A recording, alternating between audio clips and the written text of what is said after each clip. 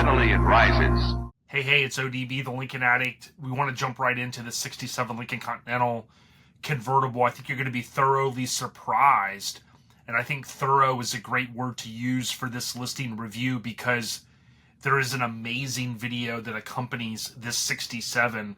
So I want to jump right in. If you have an opportunity and you can subscribe to the channel, I would really appreciate it, especially if you're looking for more content for these 1960s Lincoln Continentals. You can, of course, listen to Lincoln Addict Podcast however you find podcasts, including all of the episodes for 2024. The video episodes are here on the channel. Now, this 1967 Lincoln Continental Convertible kind of blew me away earlier. You're going to see this car is not perfect, okay? And I've often said this. It's really rare to ever find a perfect 60s Lincoln. And that's not the point. The key thing here is that the folks behind this one, they have done a great effort to kind of go through the car, what you're going to see, and of course to showcase it to the potential buyers out there. Now, I want to jump over here to my presentation here and just kind of go through this. I've streamlined it a little bit, but I want to start with this, the pros and things to consider. So this is not a black Lincoln. Now, that could appeal to more individuals, or, you know, a lot of folks do want a black Lincoln, but I always think that's kind of a pro because we see so many black Lincolns come on the market. This one is not a black Lincoln. There is a thorough video explaining the car in amazing detail. I think that's one of the key highlights. The folks behind this one did a tremendous job, and we're going to talk a little bit more about that. There has been work on this car that's been done to make it reliable and to improve the condition of the car. So I often talk about there's things that have to be done to all of these Lincolns, and they've done some of those things, and I think that is going to help increase the value of this particular car. The rear auto drops work for the windows, and the top works. There's tons of receipts as well. I think if there's one thing you take away from this listing review, this is the bar in terms of how thorough they are with going through this car. And I think that's really key because often I've said you want to put eyes on a car. If you can't make it, you want to have someone go look at a car. But I realize there are situations where that isn't going to happen. And I'm sure people buy cars all the time through Bring a Trailer, eBay, other online listings. I did before too. I knew the car's history. I knew the individual a little bit. There's obviously was a little bit of trust there, but certainly the photos and things like that backed up what I was looking to buy.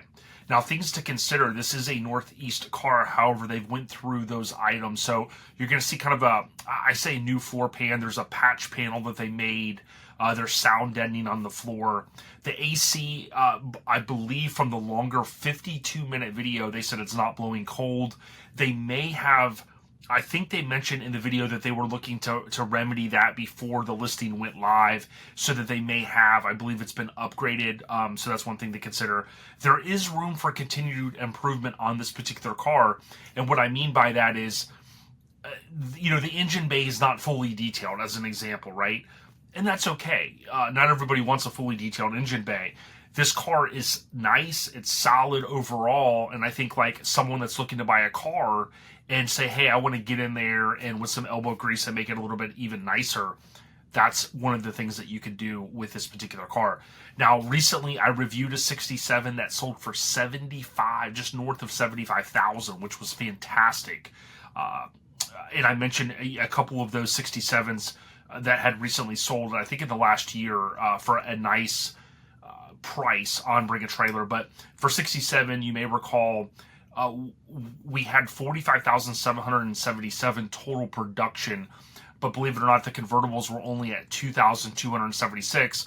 66 and 67 sales volume was assisted, if you will, via the coupe coming to the market. Of course, that started in 66. I pulled this Haggerty valuation screenshot just a little bit ago. So you will see the excellent condition rings in at about 80,000. So that other car that we talked about in a recent review, if you happen to check it out, that car sold for 75,000, and it fell right in line with the number two valuation according to the Haggerty data, which is compiled from many different sources. So what I'm going to do here is I want to jump back to the listing itself and kind of go through it, because that screen shot that I had and that data is all listed here on the right side of the screen. So stick with me to the end and I'll let you know where I think this one's going to land at. What we kind of see here is something unique. It was delivered to the gentleman by the name of Don C. Himes, Lincoln Mercury, or that dealership rather, in Hackensack, New Jersey. Now, this buyer or seller rather acquired the car in just about a year ago, give or take. They did a refurbishment completed in 2024, so they did a repaint with the Florentine gold, an interior retrim and black leather, engine service work. There's a ton of stuff they've done. They did a 134A, so that R134A conversion of the air conditioning system, overhauled the power operated convertible mechanisms, kind of so on and so forth. They also have a receipt for the Edelbrock, not 1406, I think they went like a 1906, but it's a 650 CFM carburetor, which is typical for most folks when they swap those out. Now, this car is in Rhode Island, and you're going to see its origins were kind of in New York originally, so that's why I label this car like a Northeast car. That, of course, is not a deal breaker, but the key thing is that we want to see underneath the car, right? Because it was a Northeast car. The car was finished from the factory. Of course, they talk about Florentine gold. It did undergo bodywork prior to a repaint. So that's stuff that we can't really see underneath, of course, the paint. Convertible deck cylinders were replaced, left rear window motor, door lock cylinders, power retractable antenna, weather stripping. Now, the seller does note a tear in the soft top. We will see that in the photo, so that is something that stuck out to me as well, but they, of course, were very clear with that. Now, in this long video that they do, we're not going to look at the long video, but they did a tremendous 52-minute or so video where they talk about all of these different things, and they mention the center link, which is the front steering link, the dual master cylinder, proportioning valve, brake booster. They've refurbished a lot of the key things, and again, that's a huge win. Oftentimes when someone hears a number to restore one of these cars, it kind of makes them, freak out, and they say, how could you put that much in a car? But if you look at this car, the amount of work that went into it to make it what it is, it quickly adds up, if that makes sense. They talk a little bit here about the black leather, so it looks like it was redone from what we can see here. They go on to say it has a retro sound system, so that's a key thing. And they had some bulbs that were updated to the LEDs. And they say the 134A refrigerant air conditioning system was converted for the sale, at which time the expansion valve, which we'll see a photo, was also replaced. The videos in the gallery describe the air conditioning system before the work was performed. So they mention that, and then they mention a bunch of different stuff there. Now, when we look at the engine bay, again, this is not to take anything away from it, because some people could care less how the engine bay on a car looks. What you'll see on this car is obviously they have repainted some items. There are some items that look really nice in here. And then, you can kind of look in here and you see a little bit of the normal, I'd say, Northeast look of an engine bay of one of these cars that was driven. Maybe not in the harsh winters, but certainly, has some mileage under it. They go on to talk about some of the other key things that were done. All I can tell you is a lot was done to this car, and that's a key thing. They also, if I recall correctly from the video, I think and it says right here, the transmission was rebuilt. That's a huge win. Now, a C6 transmission, depending on where you live, is a little easier to get rebuilt. But it is getting harder and harder, potentially, where you live, to find folks to rebuild some of these things. So for it to already be done, you could own this car a whole lifetime, and if the rebuild was done correctly, which I assume it was, you would potentially never have to do that again. We can see here from what they have listed, and I'll jump down back to my presentation here. It is listed in the Lincoln registry. We can see the VIN, which they break down as well, but we know it's a 67, so the 7 represents the year 7. Of course, the last 5 or 6 characters here represent, so that 06872 is the 6,872nd unit built for that model year out of a total of 45,777. Of course, I did recently mention this. The consecutive unit number does begin, I think it starts in 67 with an 8. So that's why you had that 80 that precedes the actual consecutive unit number that I mentioned about. This is the door, the door plate here, and we'll get a little bit more into this, but basically they reinforced the Florentine gold metallic. It was September 16th, so that would have been of 1966 because it's an earlier production. The DSO was New York, and the axle and transmission codes are listed there as well. Now, when we go back to this particular listing, I want to look at the photos, and then we'll jump over to talk about the videos. The standout thing in 66, 67, of course, is you've got the body change that I've talked about, and that's a change from 65. Now, these model years are starting to really come around. I've always been a fan of them. Not everybody has. You have some people that love them. You have some people that like the earlier years way more. What I will tell you is from this front three-quarter stance, we can see, of course, the wheel covers are there. We can see it has a black top, and we can see that it has a grille that has a little bit of an imperfection in the lower section of it. These will tend to crack sometimes, and you'll see some odd things, but they're made out of pot metal. You could typically pick up a grill for a few $100s. You can find a really nice one sometimes for $400 to $500, but you would definitely want to probably replace that. Now, again, this car has a lot going for it, but I will tell you, the top material is one of my least favorite things about this particular car. But the good thing is it's a convertible, so that's being very nitpicky. I will tell you, owning a convertible, typically the top is going to be down unless you're somewhere and it begins to rain, or it's, you know, on a trailer and you're taking it to a car show in another state, something like that.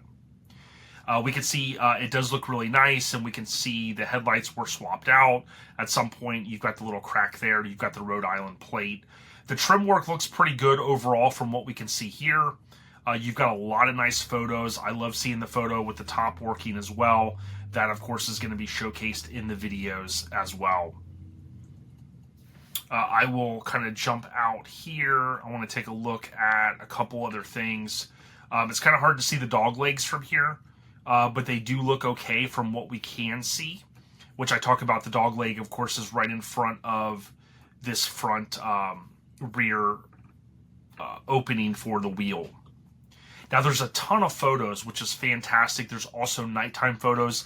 This is showcasing the dash lights, so the LED swap out. You know, this is great because you're seeing the tag light working, you're seeing the brake light working. You don't typically see kind of some of those nighttime photos, so that's fantastic.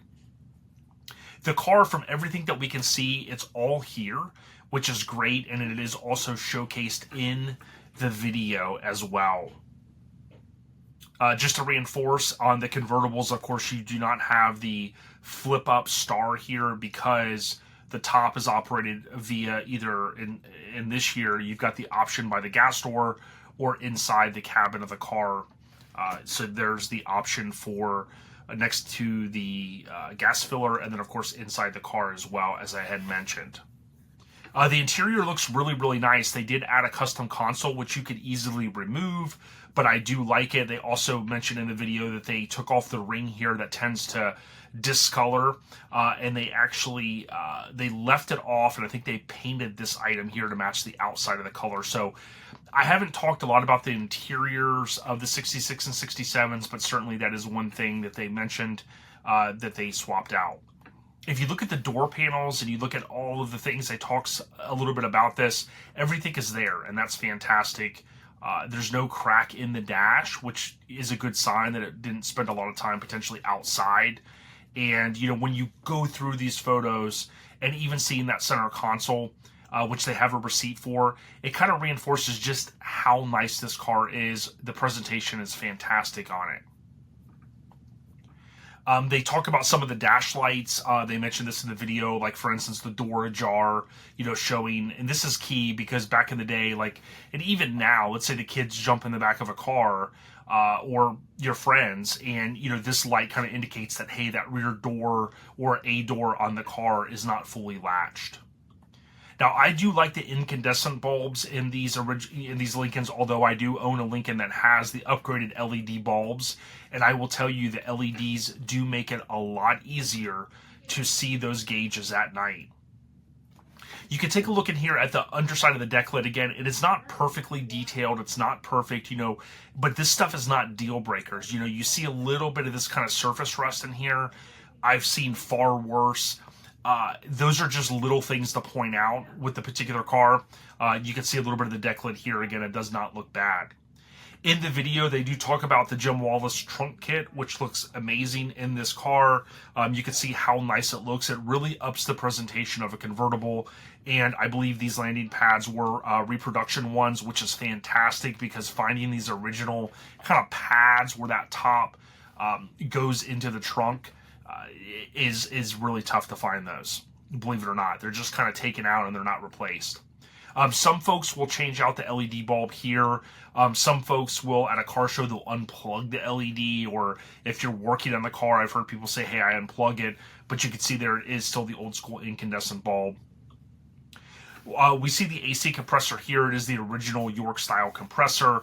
Again, you can see with the engine bay, this is a type of car that you can get in there on the weekends and kind of clean up, freshen up. Not all these cars have to have the engine pulled, but certainly if someone pulled the engine and highly detailed the engine bay, that would be amazing. Now, I'm not going to spend a whole lot of time on the undercarriage of this car, believe it or not, because I would suggest that you watch the video. They also took the long video and they broke it out into shorter videos, which is fantastic, okay? I have seen Lincolns in far worse condition than any Northeast car that you could imagine. But I will tell you this, when you look at this car underneath it, it's solid. There was one area that they mentioned that they did a patch panel for the floor pan, and again, that is not a deal breaker whatsoever. There is some missing undercoating in different areas where it kind of, you can see right here where, and this will happen. What they ended up doing is leaving most of the undercoating. They kind of painted or added newer style undercoat where they could, which was good. You're going to see the normal kind of dinginess, but I can tell you from being underneath these cars, it's a lot cleaner than some that I've seen. I owned a 67, and you're going to typically have the normal road grime buildup here and there, but I can certainly see where they took some care overall and made it pretty nice. They also mentioned that the fuel lines, the hard and soft, were replaced, which is fantastic. So going down the whole side of the car here, you can see all the new lines. Again, that's little things that most people don't think about. They want to get in a car and turn the key. They want the car to run, but they don't realize sometimes all of the different things that have to kind of go along with it.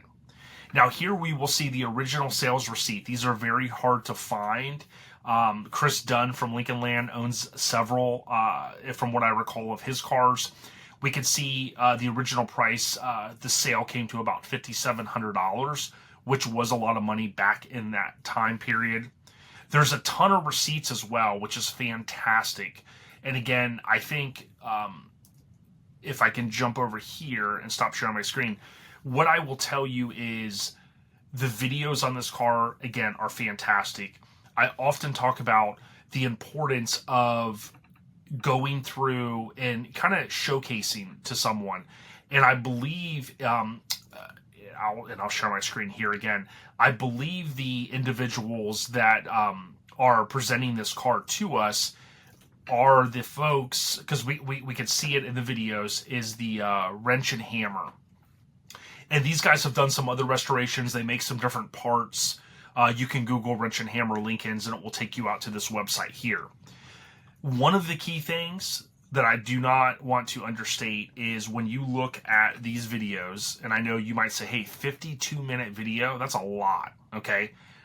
They even go as far as breaking these down individually. Like I said, they show warm startups. They show cooler startups, right? Where the car's been sitting and it's not hot.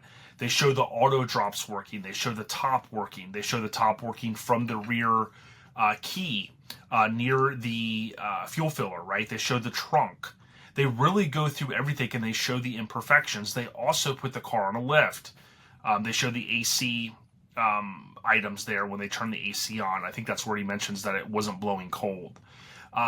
They do, again, at some point in this video, I believe in the longer video, they put it on a lift.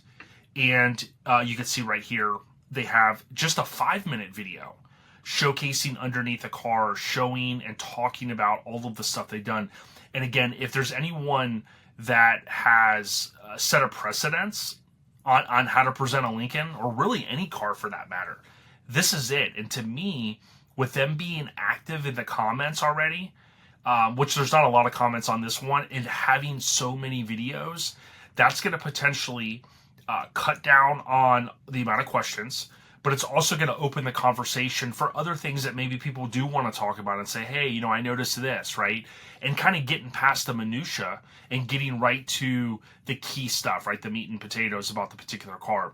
Now, again, you can look at this car and say, hey, it's not perfect. I'm not a fan of the top material. Again, it kind of, the black is fine, but you know, you could end up putting a Jim Wallace top on it. I think it would make it even look even nicer. I think some would argue, does a white top maybe look better? I don't know, with the black interior, you know, there's a few things that you could kind of really decide upon there. But when you look at the time and effort that they put into this car, we didn't even look at every photo, but I mean, the gas tank was redone. I mentioned the gas lines was redone. It has a new sending unit. It does have a 3-port. Fuel pump on it.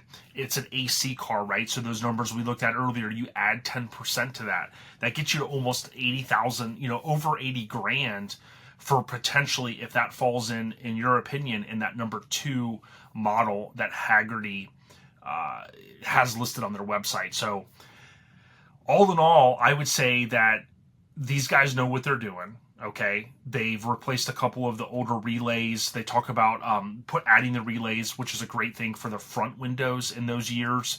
It kind of speeds up and it takes the load off of the switch and puts it more on the relay. You know, they did a lot of that stuff, right? And it's fantastic. And again, we can look back at this and go, hey, the car's not perfect. None of these Lincolns are. But I have to give huge kudos. I think in the presentation that I've seen, I haven't seen one better. In terms of a bring a trailer listing or eBay or Facebook Marketplace.